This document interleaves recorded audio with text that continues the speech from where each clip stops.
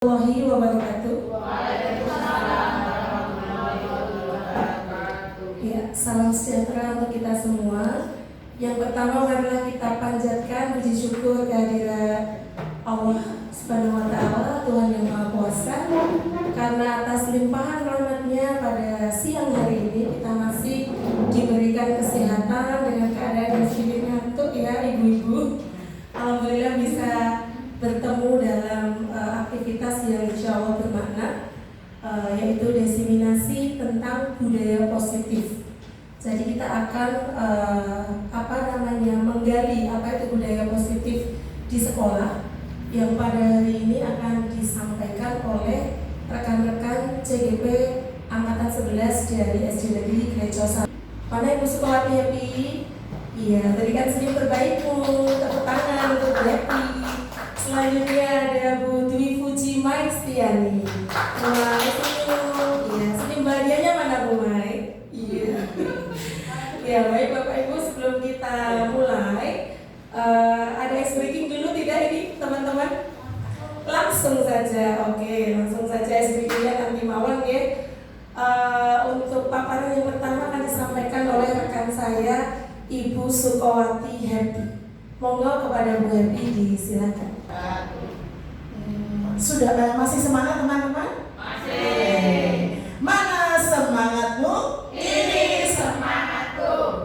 Terima kasih teman-teman semuanya, ibu-ibu yang sudah menghadiri acara diseminasi kita pada hari ini.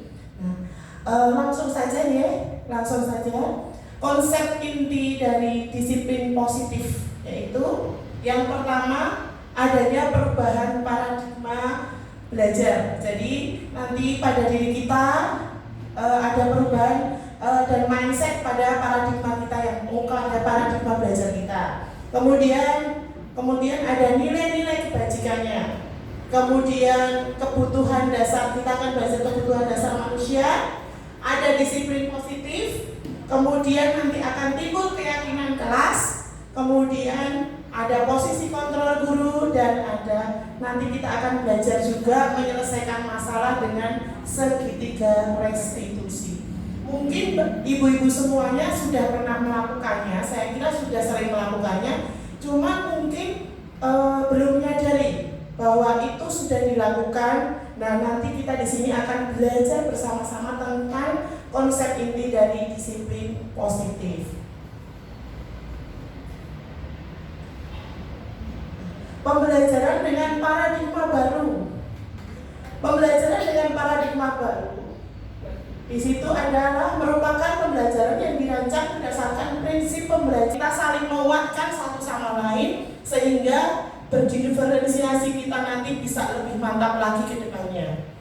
Ya, sehingga di situ adalah sehingga para peserta didik belajar sesuai kebutuhannya.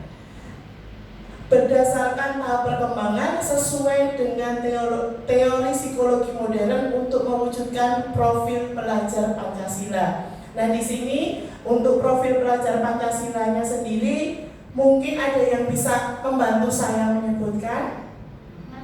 Ya, awal nyanyi aja ya. Ya, siap? Ibu-ibu semua nyanyi?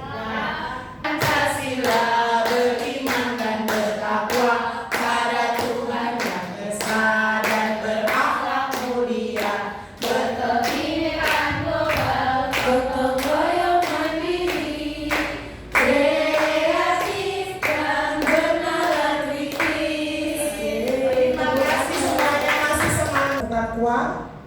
Iya Bu Ayu. Oh sholat, ya betul sekali Bu Ayu. Mungkin bisa lagi Bu Ayu. berdoa sebelum belajar. Iya, berdoa sebelum belajar. Kemudian apa lagi? Selalu bersyukur pada Tuhan. Selalu bersyukur pada Tuhan. Kira-kira contohnya apa Bu kalau bersyukur pada Tuhan? Kalau kita mendapat sesuatu, kita selalu bersyukur pada Tuhan. Iya betul sekali. Kemudian kalau berkebinekaan global, kira-kira oh iya betul sekali, menghargai teman, ya, menghargai teman yang berbeda agama, berbeda suku, ya, berbeda ras, ya, betul sekali. Bergotong royong, apa coba?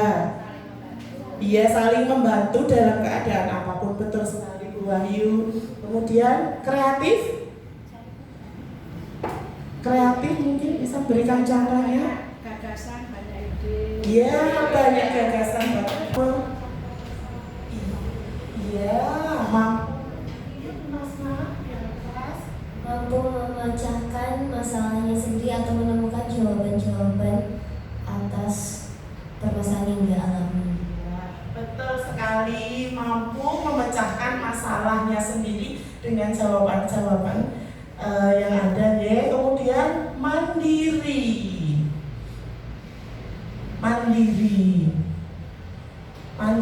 kira-kira apa? Mandi sendiri. Mandi sendiri. Mandiri ya, ada yang bisa Ngajak anak untuk apa ya? Untuk bisa paling tidak mengurus dirinya sendiri. Mengajak anak untuk bisa mengurus dirinya sendiri itu minimal. oh iya, kayak Bu Mega mungkin kelas 1 itu Iya. ikat sepatu ya, itu betul sekali, itu termasuk mandiri, itu sulit sekali ini Bu Mega ya. Itulah satu contoh dari profil belajar Pancasila. Kemudian kita langsung ke disiplin positif ya.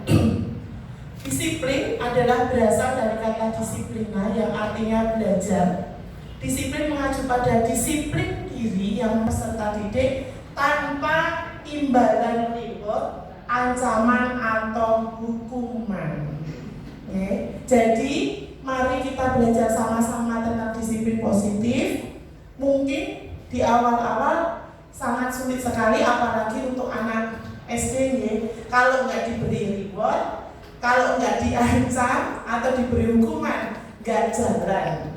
Tapi mulai besok setelah diseminasi ini, harapan kami dengan menularkan ilmu ini, mari kita bisa menerapkan disiplin positif ini tanpa imbalan, kemudian tidak ada ancaman ataupun hukuman.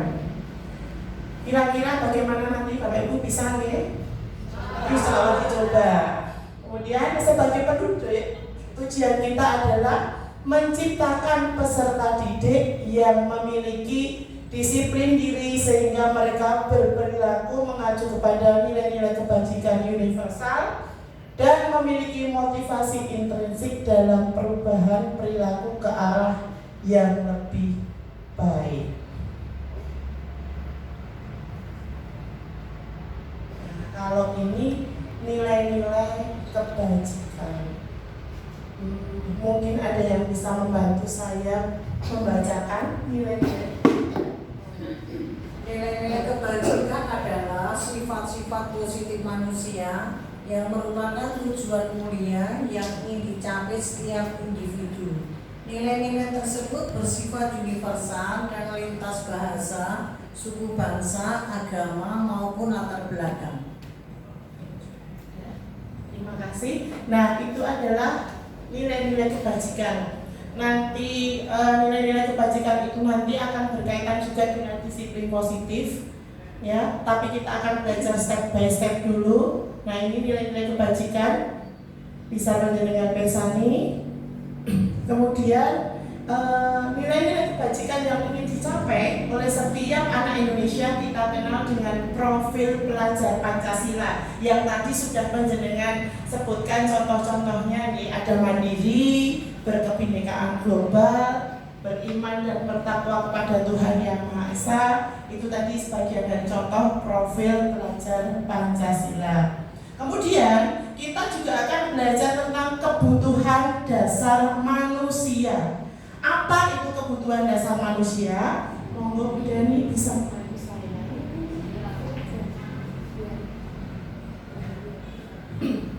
Kebutuhan dasar manusia adalah sesuatu yang kita lakukan untuk mendapatkan apa yang kita inginkan. Seluruh tindakan yang kita lakukan memiliki tujuan tertentu dan semua usaha terbaik yang kita lakukan adalah dalam rangka agar kebutuhan dasar kita terpenuhi dengan baik. Terima kasih Bu Dani. Itu tadi adalah definisi dari kebutuhan dasar manusia, di mana kebutuhan dasar manusia itu ada 5 ya.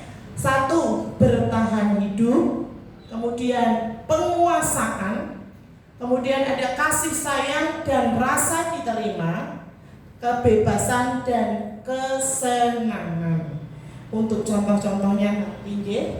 Kemudian ini kita menuju ke motivasi perilaku. Tadi kebutuhan dasar sudah, kita ke motivasi perilaku manusia. Ada yang bisa bantu? Motivasi merupakan dorongan yang dimiliki seorang individu yang dapat merangsang untuk dapat melakukan tindakan-tindakan atau sesuatu yang menjadi dasar atau alasan seseorang untuk berperilaku atau mencapai tujuan tertentu. Terima kasih Bu Ngabekti. Nah, itu tadi adalah definisi dari motivasi perilaku manusia.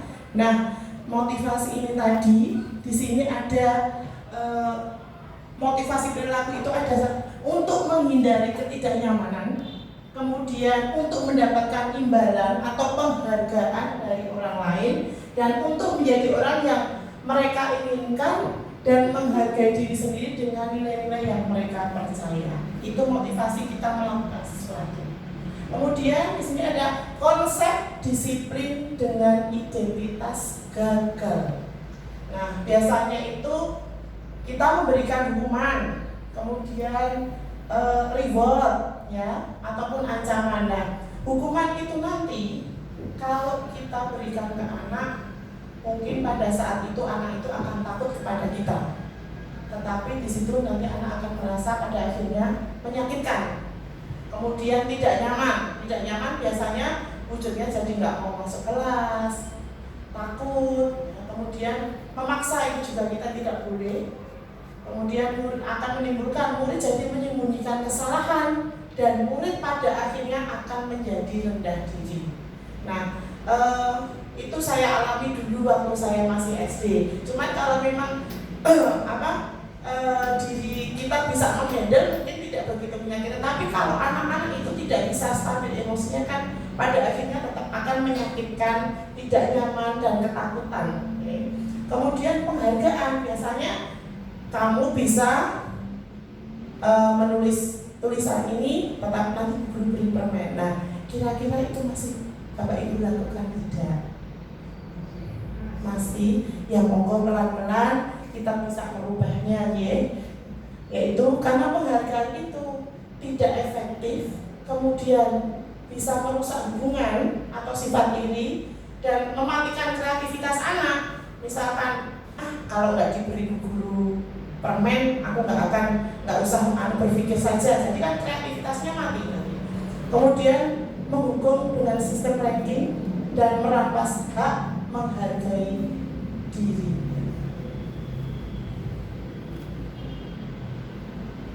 Nah, ini adalah konsep disiplin dengan identitas gagal.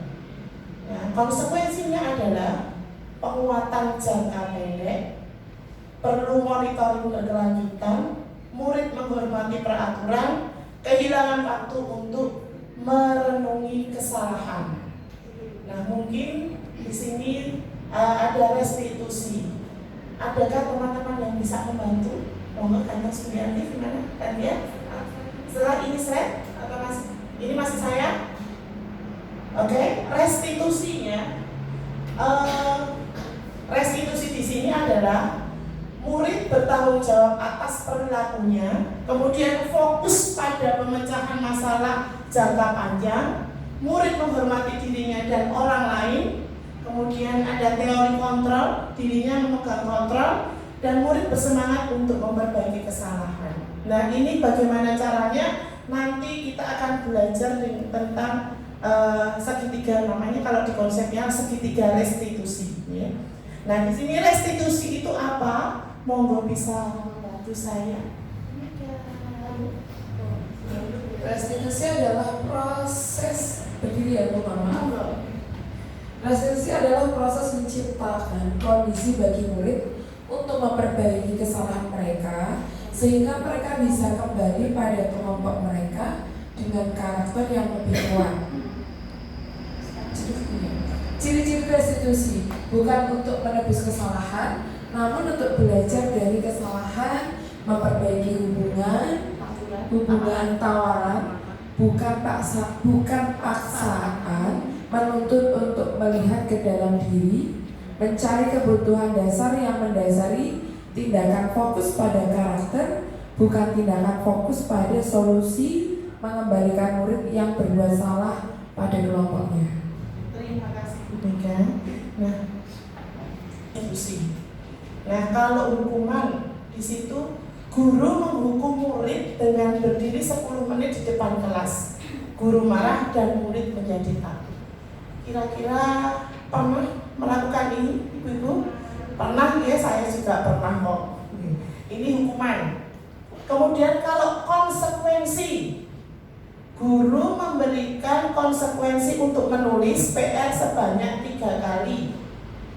Guru tegas dan murid menghormati peraturan. Masihkah ini? Masih. Kemudian restitusi. Di situ guru menanyakan keyakinan kelas atau dirinya dan membantu murid menyelesaikan masalah. Guru terbuka dan murid menghormati dirinya dan orang lain. Kira-kira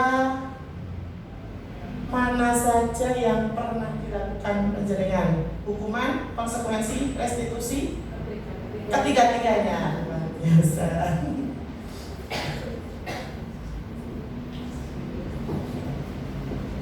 Kemudian di sini ada posisi kontrol guru. Nah, di sini ada kasus siswa tidak memakai atribut lengkap pada saat upacara. Kira-kira kalau ada siswa yang tidak memakai atribut lengkap, penjaringan biasanya bagaimana? Mengingatkan, ya, bisa mengingatkan. Mencuti, kira-kira mengingatkan.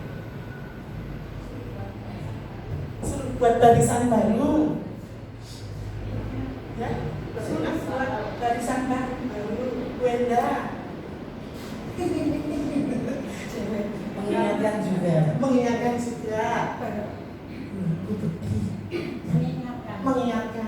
Harus Ayu apa?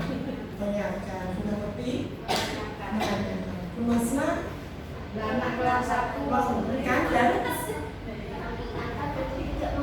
mengingatkan untuk tidak mengulanginya. Nah, tadi ada yang berdiri biar 2 barisan juga ya. Nah, itu tadi kalau yang berdiri buat barisan berarti hukuman yang udangi. Ya. Kemudian di sini ada pembuat rasa bersalah. Berapa kali guru harus memberitahu kamu? Nah, ini siapa ini? Kalau gemes ya, guru kecewa sama kamu, ini adalah pembuat rasa bersalah. Nah ini yang teman. Biasanya banyak di kelas 1 ini yang ya. Ayolah buat bu guru bangga, kali ini tidak apa-apa. Ya, itu adalah sebagai teman. Nah ini tadi sebagai pemantau, yang sebagai memantau. Kamu sudah melanggar apa peraturan dan konsekuensinya.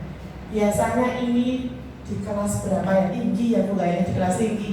Kalau yang di kelas kecil biasanya apa bu? Kemudian ini manajer. Sebagai manajer, apakah kamu tahu kesalahanmu? Kira-kira apa yang akan kamu lakukan untuk memperbaiki kesalahanmu ini? Ini biasanya di kelas tinggi ya. Tapi harapan kami semua yang 5 itu bisa kita lakukan dari kelas 1 sampai dengan kelas 6. Bahkan mungkin sampai SMA ya, sampai kelas yang lebih tinggi lagi. Oke. Next. Oke, monggo bisa dilanjutkan lagi Bu Yanti.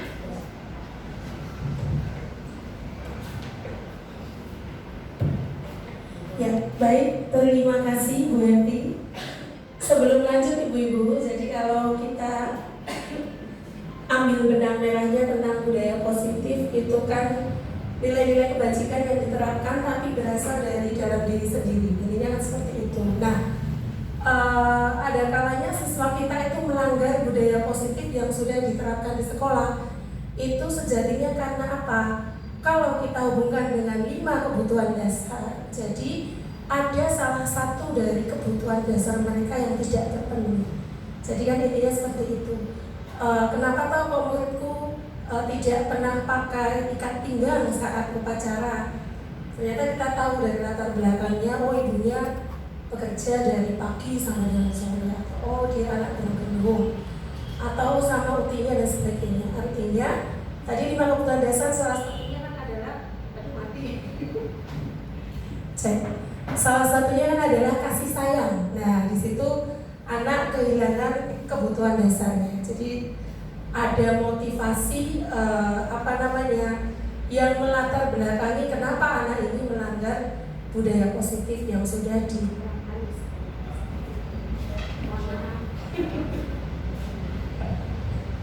Begitu. Nah, jadi selanjutnya untuk motivasi. Jadi yang kita tahu sejauh ini motivasi kan berasal dari kita ya, seorang guru, dari orang tua. Jarang sekali motivasi itu datang dari diri murid. Nah, bagaimana cara kita sebagai seorang guru untuk menumbuhkan motivasi dalam diri murid itu yang sulit. Begitu. Jadi kan sejauh ini, ayo yang bisa guru beri bintang, guru beri reward dan sebagainya. Anak kan terpacu untuk itu. Atau yang tidak mengerjakan PR, kamu harus menulis 3 kali, harus menulis 5 kali, menulis ulang. Itu hukuman juga dari luar. Jarang sekali mereka punya keyakinan positif, oh ini tanggung jawabku sebagai seorang siswa untuk mengerjakan PR. Nah ini luar biasa peran kita sebagai seorang guru untuk menumbuhkan budaya positif tersebut. Jadi intinya meminimalisir hukuman dan reward itu bisa mengoptimalkan memunculkan motivasi dari dalam diri. Kaitannya dengan yang disampaikan Bu Happy tadi seperti itu. Nah, nilai-nilai kebajikan yang ditanamkan dalam budaya positif ini kan banyak sekali Bapak Ibu. Oh, ini ibu-ibu ya, mohon maaf tidak ada bapaknya.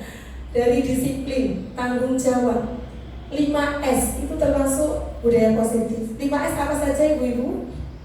Senyum, salam, sapa, sopan, santun. Kita terus sounding, ingatkan. Nah, itu salah satu cara untuk bisa menerapkan budaya positif. Akan tetapi ada kalanya kita harus pantau, bisa nggak sih anak kita melakukan 5S tanpa diminta. Nah ini loh yang menjadi PR besar dari seorang guru. Begitu ibu-ibu, ceritanya seperti itu. Nah kemudian untuk menimbulkan budaya positif sangat dibutuhkan 5 posisi kontrol yang tadi sudah disampaikan Bu Happy. Ada kalanya kita sebagai teman untuk anak didik kita, ada kalanya kita sebagai penghukum karena memang sudah banyak hal atau keyakinan kelas yang dilanggar gitu. Kemudian selanjutnya ada lagi sebagai pembuat merasa bersalah tadi, ada sebagai pemantau, dan yang paling istimewa sebagai manajer. Ini susah. Waktu itu saat elaborasi pemahaman saya tanyakan ke fasilitatornya, Bapak, ini kan kita tidak bisa ya seperti Ibu Peri yang semuanya bisa memposisikan diri dengan baik, karena guru juga manusia. Saya tanyakan seperti itu, solusinya apa? Kemudian dijawab, ya Ibu, itu memang tantangan luar biasa. Kalau kita pola mengajarnya masih dengan paradigma lama, dengan hukuman, dengan konsekuensi yang berlebihan, dengan reward yang berlebihan, maka filosofi pendidikan sesuai Ki Hajar Dewantara itu tidak akan bisa tercapai. Bagaimana? Kalau KHD ya, kita menyebutnya Ki Hajar Dewantara kan KHD, itu menginginkan memberikan pelayanan pendidikan sesuai kodratnya. Kodrat alam dan kodrat zaman itu muncul dari dalam diri anak itu seperti apa. Nah, kalau kita terus dengan paradigma lama, kita akan sulit terbentuk seperti itu. Nah, ketika itu dijawab, jawabannya adalah dengan mindfulness atau menghadirkan diri secara utuh di tengah-tengah siswa. Ini sulit sekali ya Bapak Ibu. Jadi memang ini tantangan kita, bagaimana kita berperan secara utuh sebagai seorang pendidik. Begitu, itu untuk intisari beberapa poin tentang budaya positif sebelum kita masuk ke segitiga restitusi. Sebelumnya nih biar gak ngantuk, kita mau fokus dulu yuk. Fokus dulu, coba bermain fokus ya. Waktu ini sudah, aduh ngantuk ini, jam-jam ngantuk. Coba perhatikan clue-nya, kita mau bermain clue supaya fokus. Clue-nya adalah bumi itu bulat. Clue-nya apa ibu-ibu? Bumi itu bulat. Bumi itu bulat, nggak kotak, nggak lonjong, nggak jejak. Yang lonjong apa Bu Dani? Telur, lontong. Iya, jadi bumi itu bulat. Sekarang perhatikan, kalau 10 sama dengan 1, 8 sama dengan 2, maka 9 sama dengan berapa? Ayo. Waduh, pintar sekali, dia sudah tahu ini rahasianya. Tepuk tangan buat Bu Mai. 9 sama dengan 1, oke. Ibu-ibu sudah tahu semua ini, ada yang belum tahu? Belum. Oh, ada yang belum, asik. Bu Aminah belum tahu, Bu Enda juga belum. Oh, tidak boleh menghukum sekarang Bu Aminah. Oke, Bu Aminah, 9 sama dengan 1, 89 sama dengan 3. Kalau 9 sama dengan 1, 89 sama dengan 3, maka 16 sama dengan berapa? 1 dari mana Bu Aminah?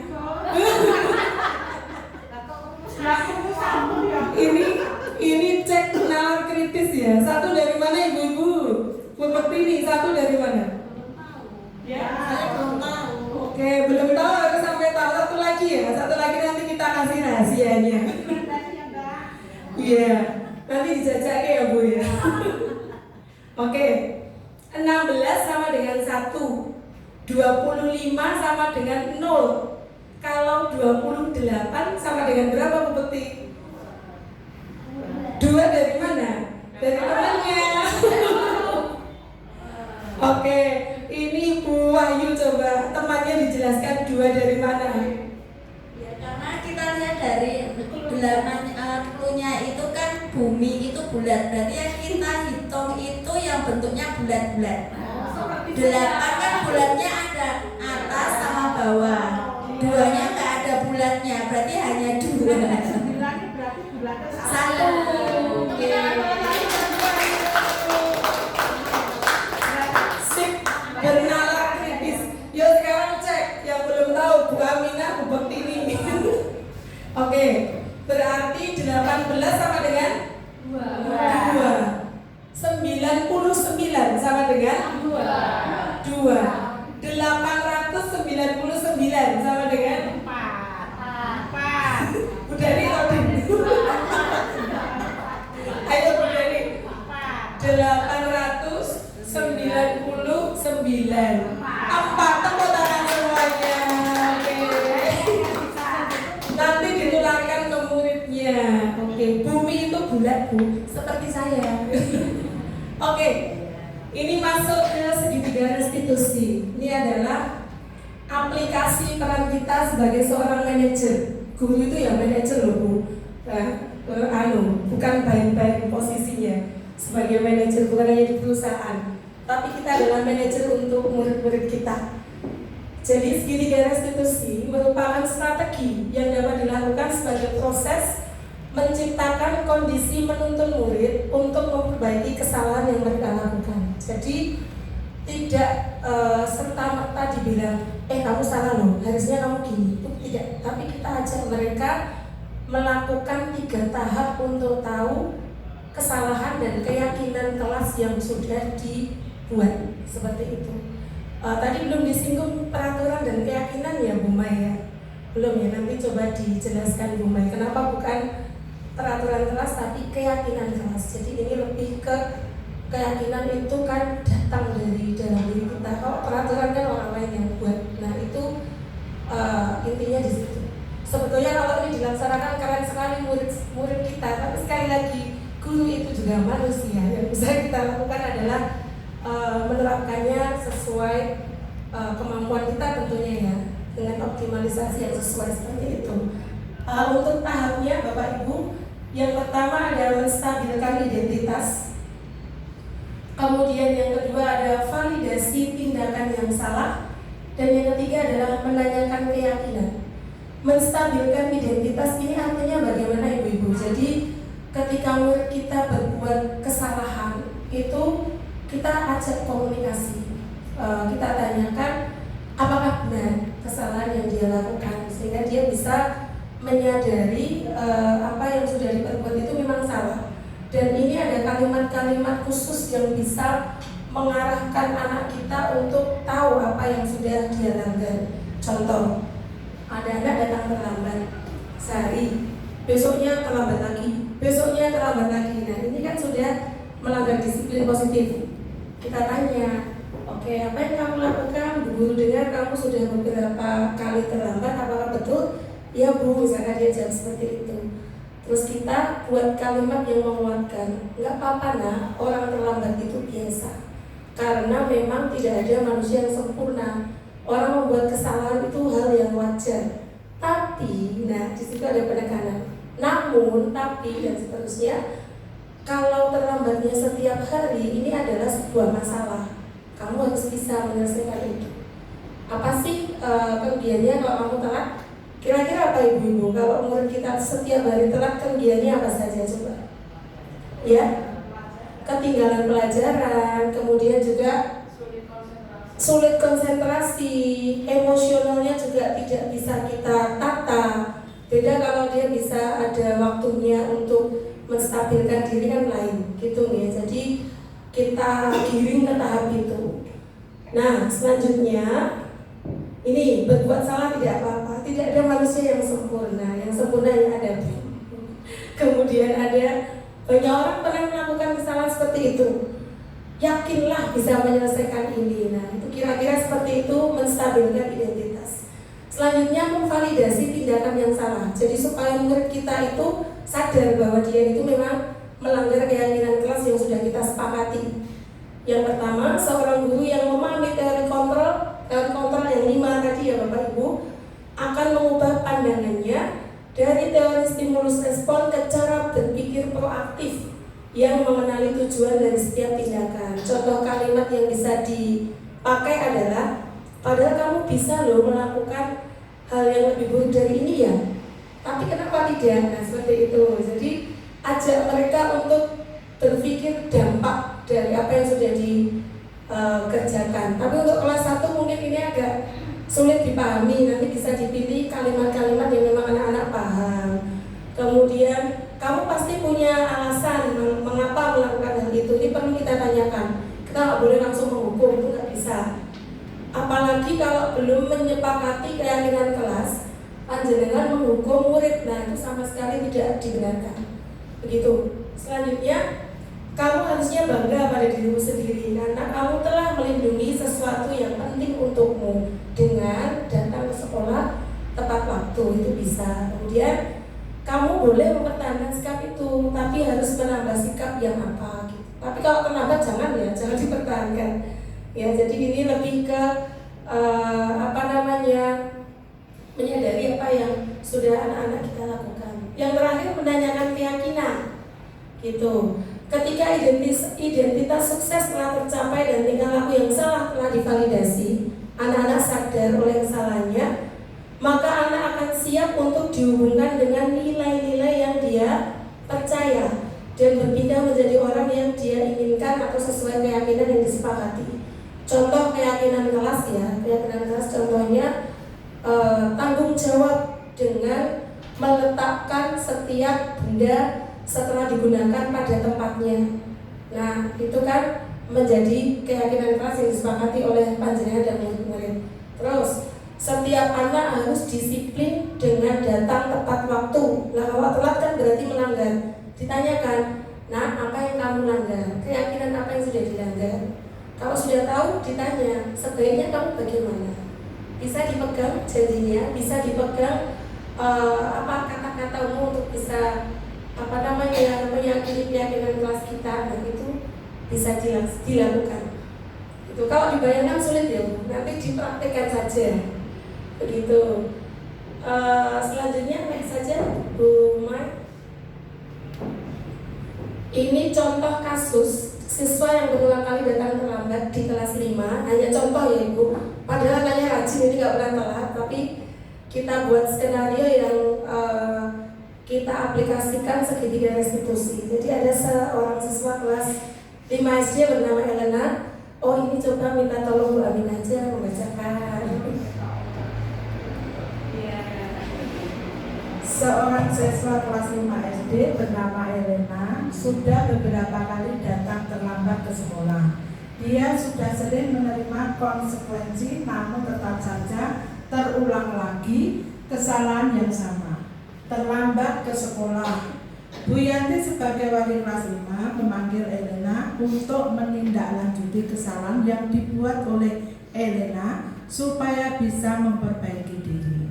Bu Yanti menggunakan langkah segitiga restitusi dalam menyelesaikan kasus Elena.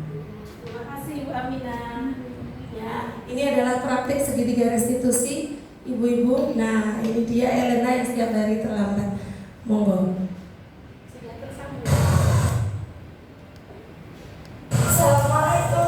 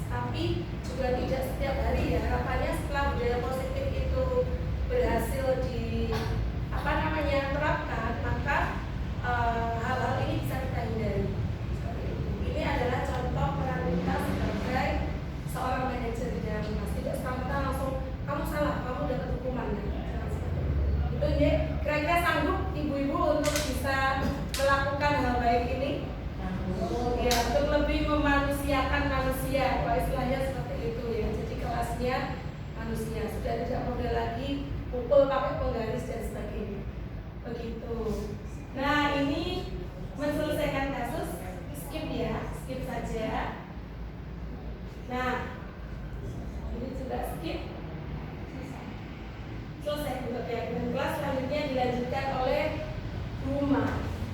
Monggo. Tepuk tangan. Ya.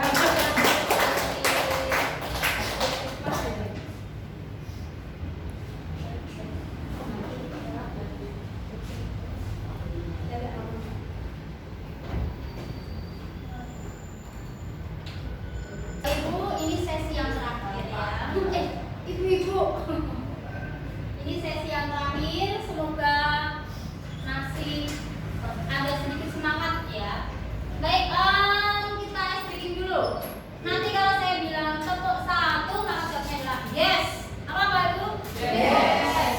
Tepuk 2, oke. Tepuk 2, oke. Tepuk 3, semangat. Tepuk 3, semangat. Oke. Sampai 3 atau tambah lagi nih? Tambah lagi. Tambah lagi. Tepuk 4, konsentrasi. Konsentrasi. Tambah lagi terakhir. Tepuk 5 adalah siap belajar. Apa Ibu? Siap belajar. Oke, sekarang cek. Tepuk 1, yes. Tepuk 2, oke. Tepuk 3, semangat. Tepuk 4, konsentrasi. Tepuk 5, siap belajar. Cek itu nih. Tepuk 2, oke. Nah, tepuk tangan. Ya, ini sesi yang terakhir akan membahas tentang keyakinan kelas. Mengapa keyakinan kelas? Mengapa tidak peraturan seperti yang sudah turun-temurun ada di sekolah kita? Biasanya apa peraturan SD Kleco 1 tertempel di kelas, di figura rapi, tapi anak-anak mungkin jarang membaca, jarang yang tahu, apalagi iya, mengaplikasikan. Next Yanti. Oke. Ya. Sebelumnya, nggak usah pakai. Mengapa kita memiliki peraturan harus menggunakan helm ketika mengendarai sepeda motor? Alasannya apa? Alasannya apa? Agar kepalanya terlindungi. Kalau sudah terlindungi, mengapa kok kepalanya harus terlindungi? Kalau jatuh tidak pecah. Kalau jatuh tidak pecah. Alasannya itu berarti berkaitan dengan apa itu tadi? Keselamatan, kesehatan, betul. Yang kedua, mengapa kita harus menggunakan masker pada saat dulu pandemi COVID-19? Berani? Biar tidak terkontaminasi. Memangnya kenapa kalau terkontaminasi? Nanti sakit. Oh, nanti sakit. Kena COVID. Nanti kena COVID. Kalau kena COVID berarti apa yang mengganggu kita? Kesehatan.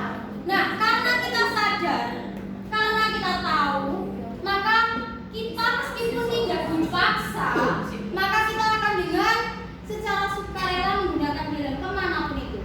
Kita akan dengan sadar dan sukarela menggunakan masker meskipun tidak disuruh.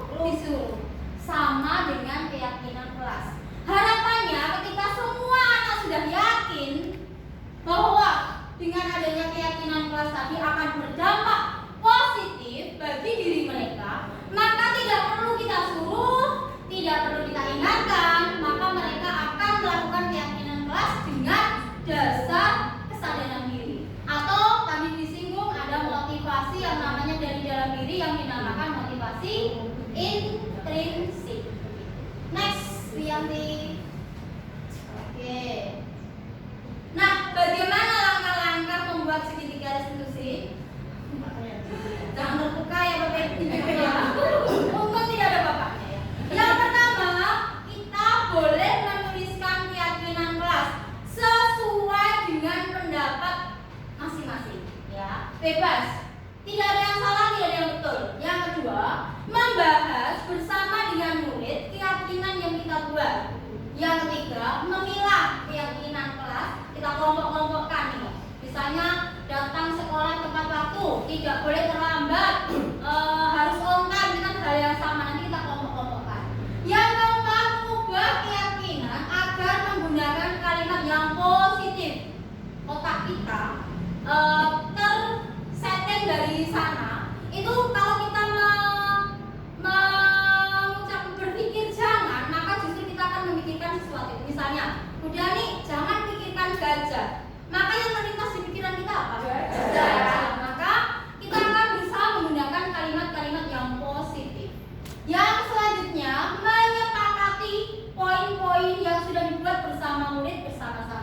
Dan terakhir, supaya murid-murid selalu ingat, maka kita akan membuat pajangan itu di kelas. Boleh bentuknya pohon, boleh bentuknya di figura, semenarik mungkin. Harapannya mengingatkan mereka.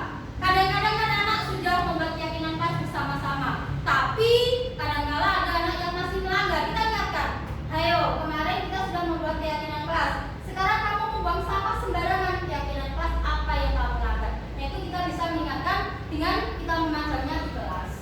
Next yang nah ini prakteknya ya. Yang pertama mereka menuliskan poin-poinnya. Ini setelah kita sepakati poin-poinnya, mereka membuat ke dalam bentuk buah keyakinan yang menarik ya. Kemudian lanjut. Nah, buah kita sih buah keyakinan kelas ya. Kemudian dilanjutkan dengan memajang di pohon seperti itu ya. Ini anak-anak saya tahun dulu anaknya Bu Indah ya. Lanjut. Ya, ini ya videonya.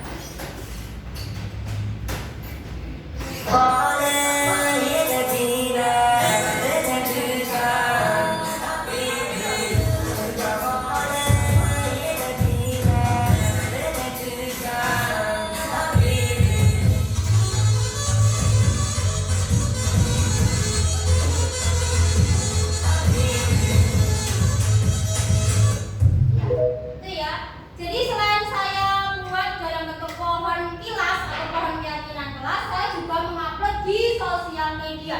Tujuannya anak-anak itu sebenarnya suka sekali ya, meskipun wajahnya sendiri, tapi kalau di sosial media mereka akan mencari-cari dan selalu teringat-ingat ya. Bahkan ketika mereka sudah lulus, mereka lihat lagi, itu mereka akan memberikan memori yang terkesan begitu.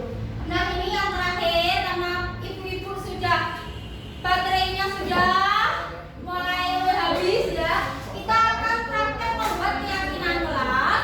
Tolong ibu-ibu menuliskan 1 poin keyakinan kelas bebas. Apa itu bebas ya? Oh tidak bawa pulpen. Bu Happy tolong pinjami pulpen ya, tulis. Oh ada.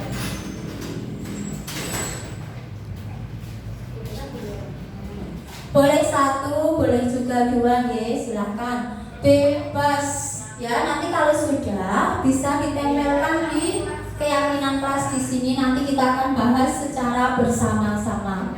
Masuk bernalar kritis tadi ya. Kalau sudah kita coba. Iya, ditempel. Perlu diperhatikan hindari kalimat negatif. Bisa ditempelkan. Nek dilarang. Boleh, silakan bebas ya. Silakan ditempelkan di sini. Oke, ya bebas Bu. Foto dulu yang di. Sudah. Ya, foto dulu. Action. Iya, lihat ke Biolis. Ya, 3, 2, 1. Oke. Saya sudah gugur. Ya, boleh dititipkan Bu Aminah, boleh dititip apa? Oh iya. Oke, tepuk tangan dong buat Bu Aminah, semangat sekali ya Allah. Iya. Nireng Bu. Nireng Sri.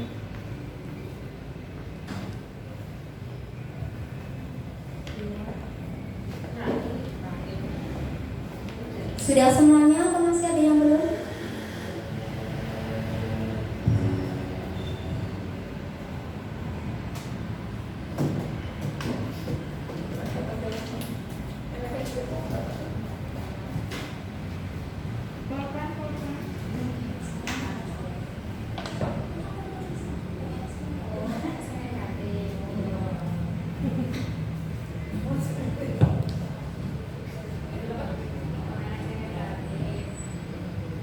Sudah semuanya? Sudah. Oh, orang tuanya satu lagi. Oke, silakan. Nanti boleh pinjam satunya? Iya. Baik, di sini sudah ada poin-poin kelas. Tolong Bu Mega bisa dibantu untuk membacakan dan mengelompokkan bersama. Ya, yang pertama apa dulu Bu Mega? Yang pertama, jujur. Yang kedua, membuang sampah di tempat sampah. Membuang sampah di tempat sampah. Berikutnya. Buanglah sampah pada tempatnya. Nah, itu sama ya, itu bisa dikelompokkan, ditaruh atas bawah. Oke, iya. Berikutnya, mengenakan seragam sesuai jadwal. Oke, mengenakan seragam sesuai jadwal. Selanjutnya, Tertib dalam kelas, mendengarkan guru saat menerangkan pelajaran. oke, berikutnya. Selalu membudayakan 5S, senyum, sapa, salam, sopan santun. Oke, berikutnya. Menjaga kebersihan kelas, membantu teman. Sama dengan membuang sampah di tempat sampah termasuk tidak menjaga. Ya. Ya, ada 2 Ibu. Bawahnya membantu teman yang kesusahan. Kemudian makan dan minum saat waktu istirahat. Jika ingin minum, meminta izin terlebih dahulu. Kemudian jangan membuang sampah sembarangan. Oke.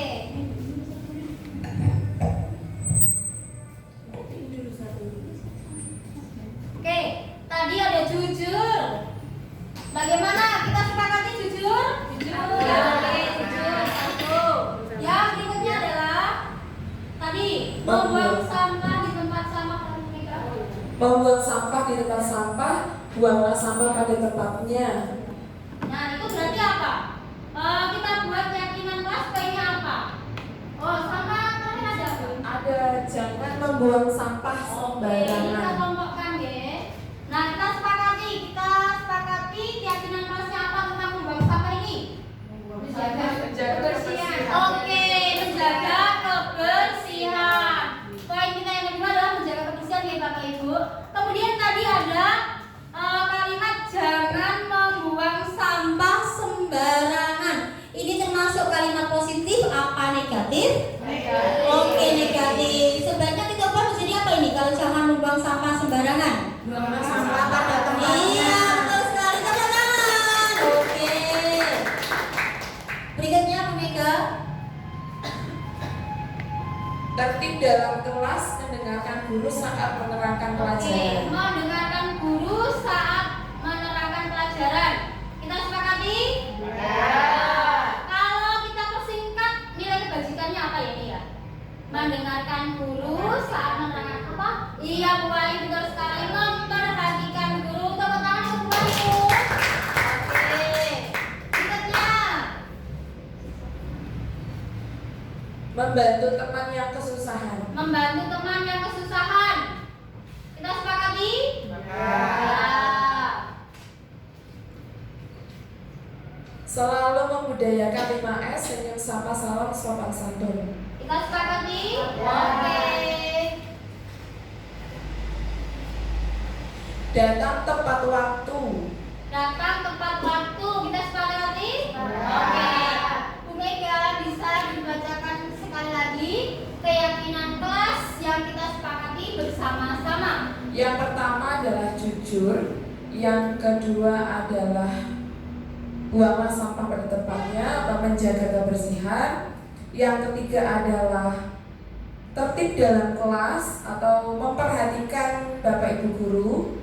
Kemudian membantu teman yang kesusahan. Dan yang terakhir adalah selalu membudayakan 5S, senyum, sapa, salam, sopan santun. Iya. Terima kasih Bu Mega. Bagaimana ibu-ibu kita sepakati keyakinan kelas bersama-sama ini? Ya. Oke. Jadi kesepakatan kelas yang sudah kita sepakati ini, selanjutnya di langkah terakhir Bapak Ibu bisa membuat bersama-sama dalam bentuk pajangan, entah itu tulisan di figura atau melibatkan anak membuat pohon kilas seperti saya contohkan di video tadi, atau membuat karya yang lain silakan bebas. Intinya tujuannya adalah supaya anak selalu ingat akan keyakinan kelas yang sudah dibentuk.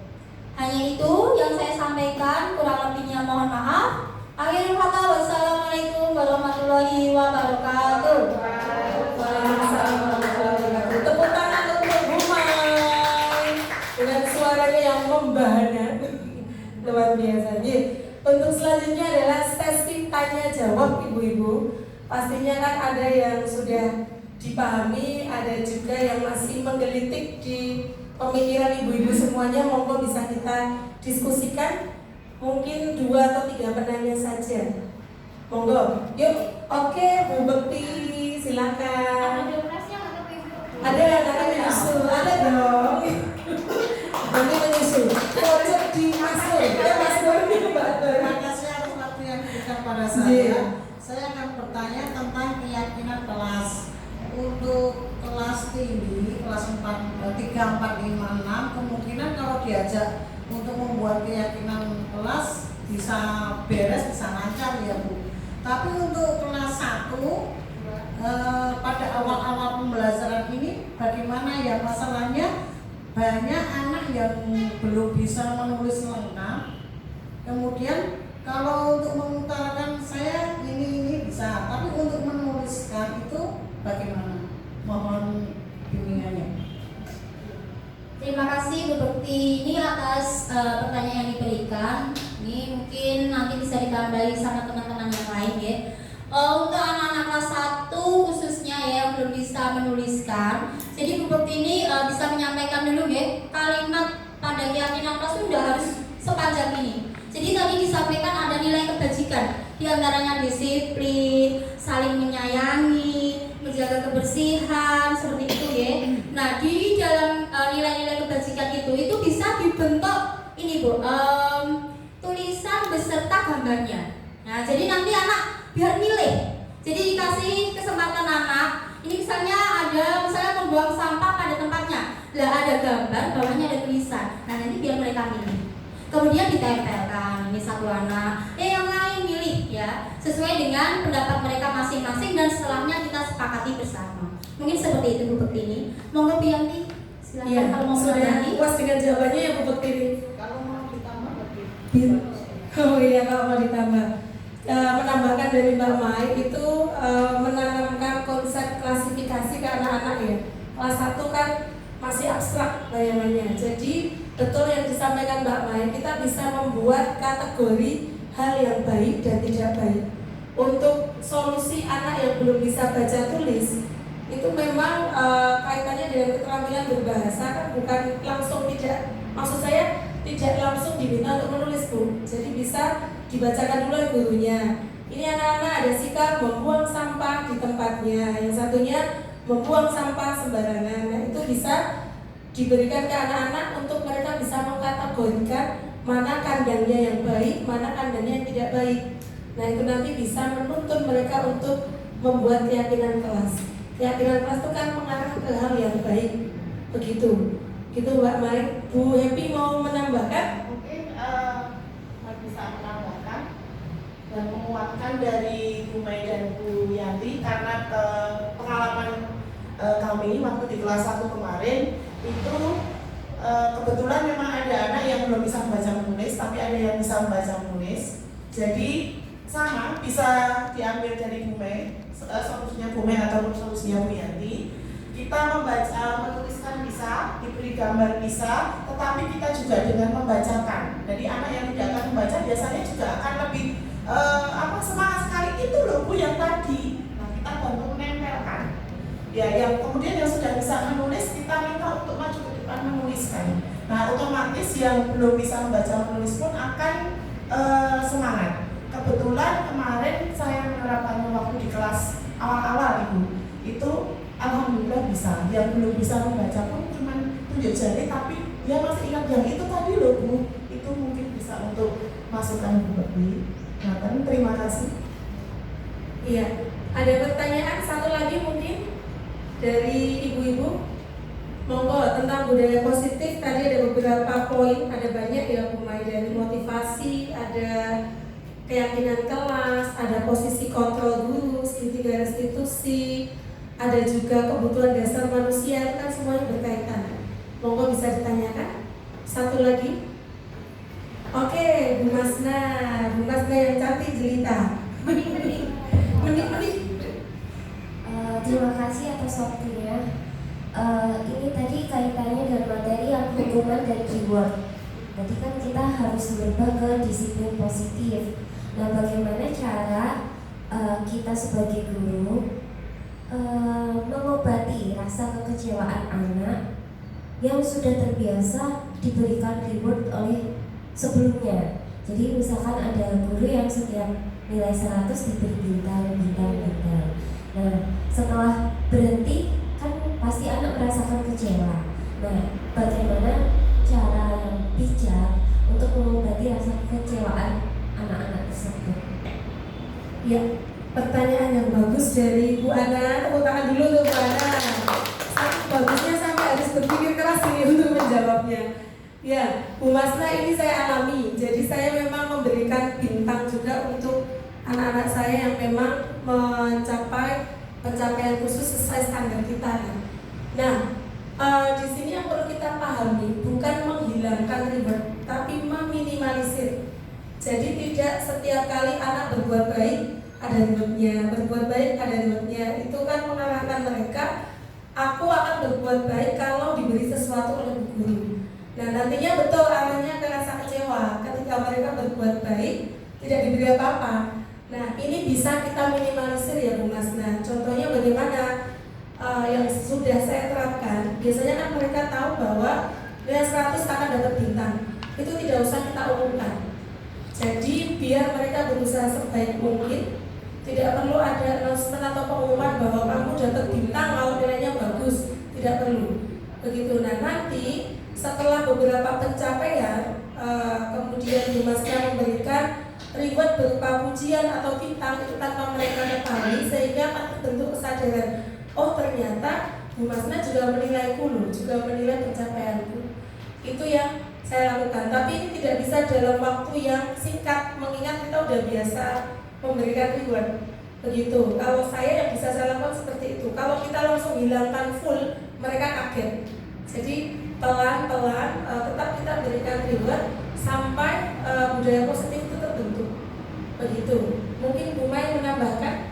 Baik, terima kasih. Kalau dari saya mungkin ini kita bisa mengambil posisi sebagai manajer, Bu. Jadi kita bisa menggunakan segitiga restitusi. Pastinya kan anak dari yang terbiasa dikasih reward, kemudian tidak dikasih reward, mungkin akan ngelopo, tidak seperti biasanya lah. Itu bisa kita panggil anak tersebut, kemudian kita bisa melakukan segitiga restitusi dengan melakukan 3 langkah tadi ya. Yang pertama menstabilkan identitas, kemudian validasi kesalahan, dan yang terakhir adalah menanyakan keyakinannya. Begitu Bu Mas. Nah, mungkin bisa dijadikan alternatif solusi. Sama seperti yang disampaikan Bu Yati, itu bukan suatu proses yang instan, tapi pelan-pelan, harus sabar dan bertahap. Mungkin seperti itu Bu Masna. Terima kasih. Sedikit menambahkan, mungkin kalau beliau ini di kelas tinggi, kalau untuk yang di kelas rendah, kebetulan waktu di kelas 1 dan sekarang kelas 3 itu, kalau yang kelas 1 biasanya saya perlukan.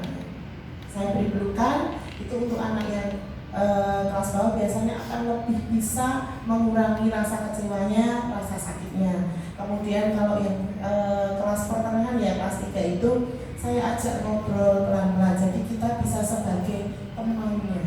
Begitu. Mungkin karena untuk dari dua kelas ini beda-beda nih, tapi ini pengalaman kami, saya di kelas 9 di kelas tinggi. Begitu. Terima kasih. Iya, jadi rewardnya tidak dihilangkan sama sekali ya Bu Mas Naya. Reward semu itu kan kita bisa terapkan di dalam pembelajaran. Contoh saat panjenengan memilih ketua kelompok itu bisa. Kemudian tutor sebaya, wah aku dipilih Bu Mas Naya nih, berarti aku ada nilai lebih yang dipandang Bu Guru dari aku. Itu bisa menimbulkan keyakinan diri bahwa berbuat baik itu pun mendatangkan kebaikan juga untuk dia. Begitu.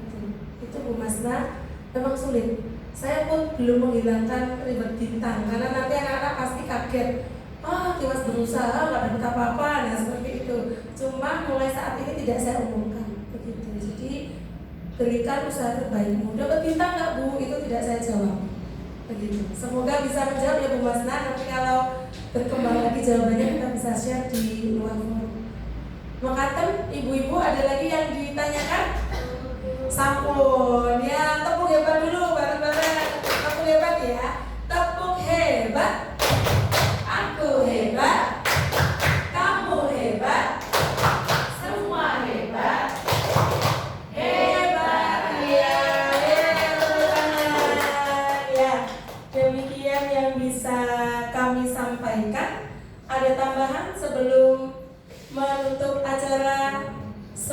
sore, siang menjelang sore hari ini? Tidak ada ya?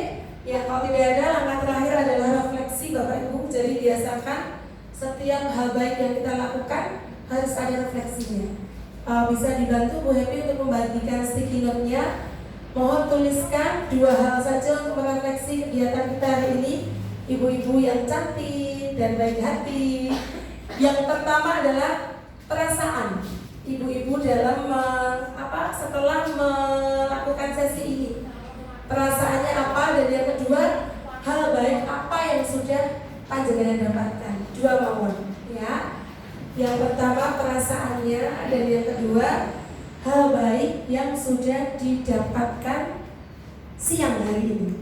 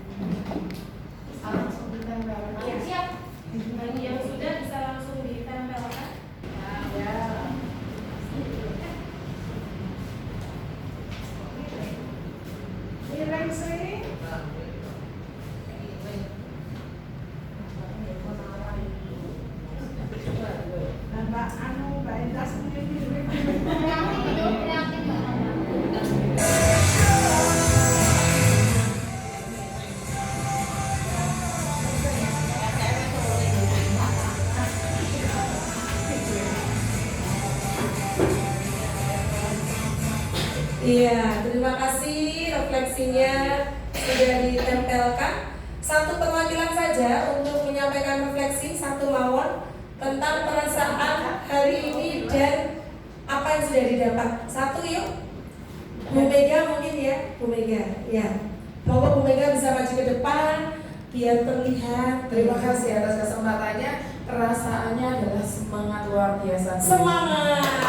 Ya, karena apa? Karena hal yang kita pelajari hari ini itu adalah hal yang memang kenyataannya kita hadapi dan bisa kita terapkan ke anak-anak kita. Jadi bukan sesuatu yang abstrak, yang yang di awal-awal gitu loh Bu istilahnya, tapi memang itu nyata, memang nyata kita hadapi dan itu penting untuk anak-anak kita itu Bu. Terima kasih. Tepuk tangan untuk Bu Mega. Baik ya, terima kasih. Bu Mega bersemangat dan yang lainnya pasti bersemangat ya Bu. Iya. Mana semangatmu? Ini semangatku. Mana senyummu? Ini senyumku. Mana horemu? Ini horemu. Oke, hore sekali lagi. 1, 2, 3. Hore. Ya, terima kasih atas waktunya. Kita tutup acara siang hari ini. Mohon maaf bila ada kesalahan. Bila taufik wal hidayah.